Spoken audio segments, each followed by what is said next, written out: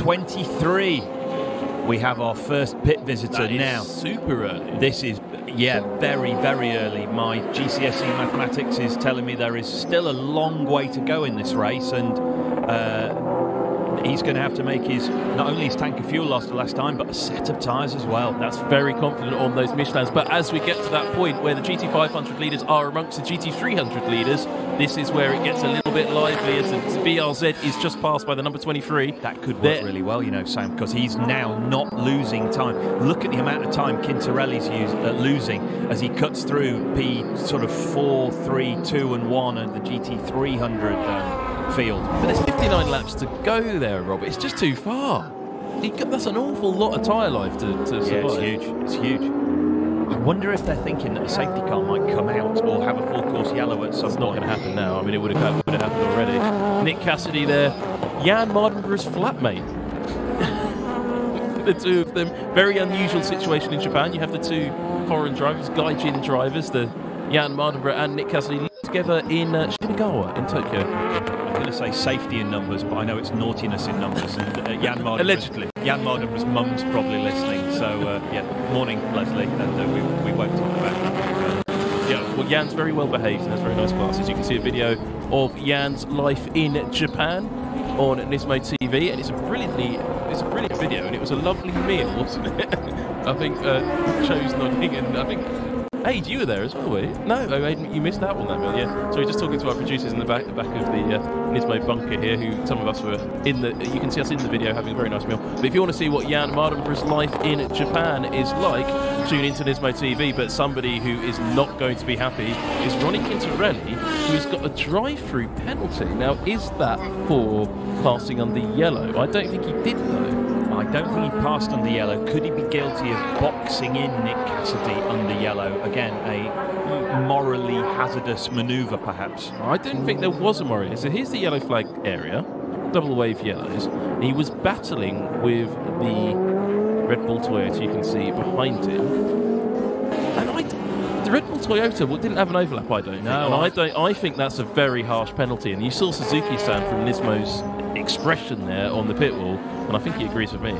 Unless we have some sort of replay of Quintarelli actively passing under a yellow flag, and perhaps race control have got access to onboards that we don't here. I didn't see anything to warrant a drive-through penalty as we see Quintarelli dive right for pit in. He'll be furious. Yeah, so that's interesting. So that's the two Michelin-shod Nissan GTRs, both having gone into the pit lane. Don't forget the Forum Engineering car is out there somewhere working its way up on... Well, we didn't see the pit stop, but I'm guessing 4 tyres and new driver and fuel, but we haven't seen that. They didn't show us the pit stop for some reason, which is unusual, actually. Yeah, the first pit visitor is normally covered by the film crew in the pit lane, as we see. Talking off pit lane, Quintarelli coming. Time he's lost. Look, there goes Jan Mardenborough wheel to wheel with Heikki Kovalainen and losing position there. Yeah, he's now gone from P2 to last. No, there's the Forum Engineering car. Oh, beg your pardon. So no, he's almost last. And the AU Toms Lexus GT500. No James Rossiter in that car this year. He's disappeared off to Super Formula and is doing some other racing through the season. Super Formula cars, of course, have the same 2-litre turbo engines as they do in Super GT. It is an engine development formula, so they are allowed to introduce a number of different specs of engine through the year. The new Nissan GTR GT500 spec has a system of pre-chamber ignition to give you huge efficiency. A number of cars have gone down this route this season, and that just means they get a load more power on top. The little tag there showed JP Oliveira as still being on board the Forum Engineering car. That is interesting. So they're going for, that would suggest they're going for a 2-stop strategy. Or they had a puncture. It could be. Each of the cars these cars do have tyre pressure monitoring systems, and it could have said, yeah, that the tyre's going to deflate if you don't stop. And that, if that is the case, that is terrible news for both of those Nissans. It might be the case that the TV producers just haven't updated the... Is that Richard Lyons slowing? Oh, no, beg your pardon. No, it's just the white car overtaking our GT300 leader. Yeah, we need to get used to that white car. It might be a case that they just haven't updated the driver information. They have changed driver, but we'll wait and see. Richard Lyons now being put under pressure by the racy-looking Prius, beg your pardon. And that is, this is the GT300 battle for the lead. Wonky sticker. R8 being chased by LMP1. The oil flag is down now. Could be debris. Yes. Now, this is one of the things that is different to the MSA Blue Book. Yeah, oil or debris on the racing line. Just take care.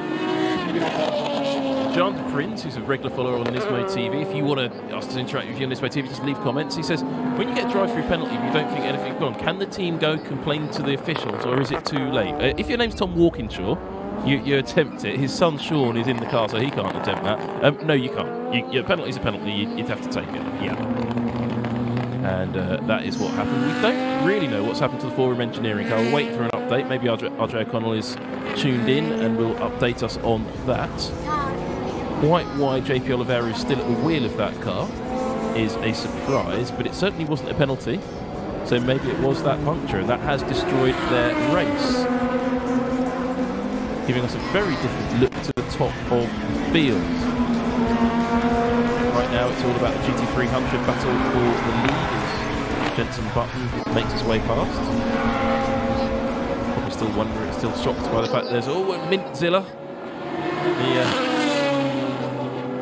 rather leisurely, actually, old spec GTR GT300 making its way around. They've been off the pace all weekend, actually, in that car, the Dijon Racing. Yeah, not quite that slowly, though. I think that might be just having the early signs of some sort of technical issue. It did look to be going really slowly in comparison with the race-leading GT300 cars. As we see the Arta NSX now making its way round to the GT300 leaders. Now the Green Tech number 31, driven by Koki Saga in second position, Toyota Prius. This car has a real Toyota Prius hybrid system. It's not from the Prius, the hybrid system I think comes from the Toyota Camry hybrid. It has the motor and inverter and batteries from that car, I think capacitors from that car. And an LMP1 engine bolted to them. Actually, it's quite wonderful. Could be that it sounds like it is the last year for this LMP1 engine in the back of the Prius. I do hear a rumour that a GT500 four-cylinder engine is going to be put in the front of that car for next season, or possibly it might be the last year for the Prius, and a new Toyota race car may be making its GT debut next season.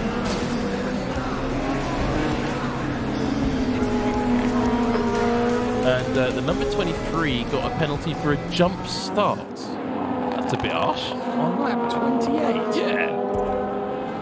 Obviously, the race stewards have spent a long time reviewing the footage then, Sam, to come up with a penalty so long after the race start. That's really unlucky for Ronnie Quintarelli. There must have been a mighty argument about that as the... Yeah, there must have been for them to take over 20 minutes to make the decision. Normally, for a jump start, it's fairly clear-cut. It pops on the timing screen.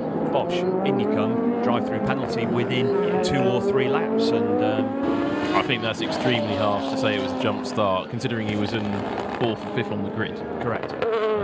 Quite difficult when it's a rolling start to jump start. Let's have a look. What are we seeing here? It's a battle for the lead in GT300. It's this was where the lead changed. Yeah, we saw that.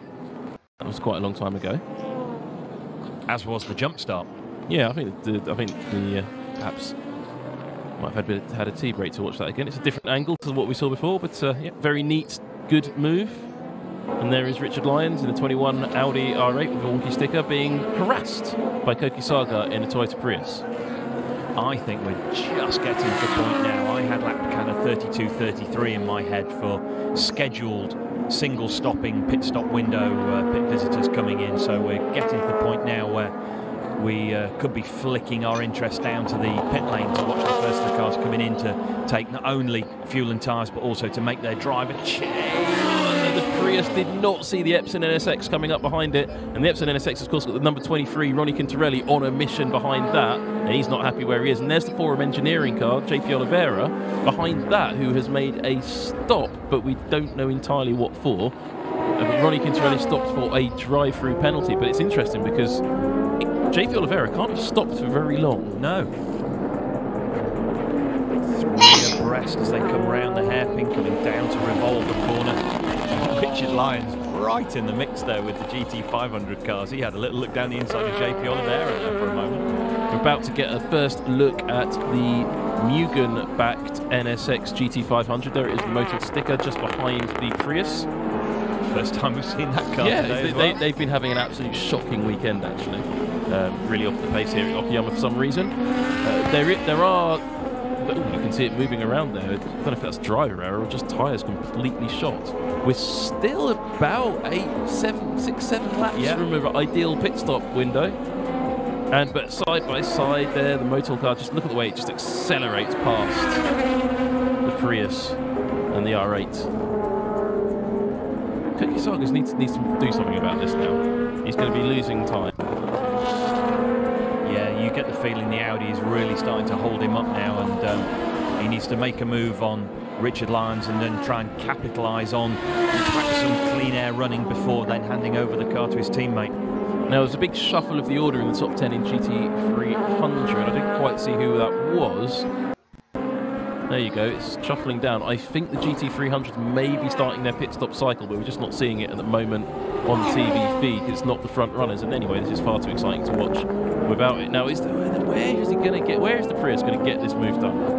Not at the end of the straights, I don't think. I think he's going to make a move either coming out of one of these tight radius corners where he's going to make the most of that slight traction advantage, or perhaps on the brakes into a hairpin. But yeah, Richard Lyons is going to make his Audi very wide indeed, and certainly won't make it easy for him. And look at this, it's the battle for the lead overall in GT500, and it's gone down from 2.3 seconds as the Lotus didn't see the Cayenne NSX coming through. Might have just been the camera angle. That looked relatively hairy from where we were sitting. No, he's lost time there, because look how close that Red Bull sponsored Keeper Tom's Lexus LC, driven by Nick Cassidy. He's just crept up, hasn't he? Qualified 9th. Yeah. Chip away, chip away, chip away. Oh, look, I'm right at the front now, challenging for the race lead. And it is going to be interesting if the reigning champions can get a run on the Honda here. It's amazing, when these rules came in what, 2014 I think it was? Yeah, the Honda just wasn't a competitive package back then, it was a hybrid. They introduced a massive update at the start of last season, and Nissan is the only manufacturer not to introduce a major update. Now here we are seeing the front-running GT300s making their pit stop. There's the Leon GT. Haruki Kurosawa jumping out of the black Mercedes there and handing over to his teammate. He said, looking down the list, Gamus-san. We should see that car back out on track running nicely, but I'm not quite sure why we were showing that one, the Leon car, because it's really not. No, it's not. Really. It's not one of these two, essentially. The number 11 Gainer Tanax car, that's not the car you just saw in front of your screen. There's 2 Gainer Tanax cars painted in very similar cars. Oh, now this is naughty. This is naughty. This is extremely naughty. That is the number 30. Oh, that's the pair of green. He's damaged him.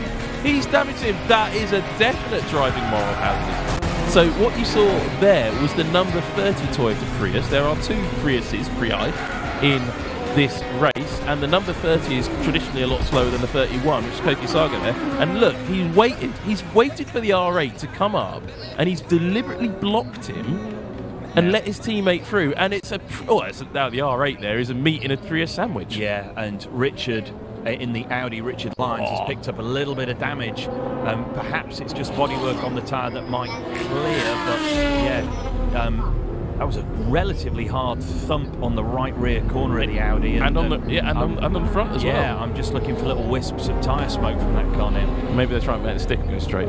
Cayenne NSX now under huge pressure of Nick Cassidy as the number 25 Hoppy car is in for its driver change. I'm not sure it's going to keep that pink and white livery through the season. It might be that's the special edition Sakura pink and white livery, because you do get a special edition Hoppy, which is the Sakura, the cherry blossom livery. We'll see. It's a good looking car, good looking livery. It is, and there's a very slow Prius there. Which one is it? Is it 31 or 30? I couldn't quite see if that was 30 or 31. I think it's 31. It is. There's too much damage on the Prius. You can see the damage on the right front. Well, he's done his radiator. You can see the damage right on the right front. So that help from the number 30 has hindered their teammate. Oh, there's going to be some brilliant conversations in the pit lane after this one. Yeah, that that's not good. Oh, Nick Cassidy looking down the inside of Kaguri at the at Revolver corner. Cassidy now right on the back for the race lead.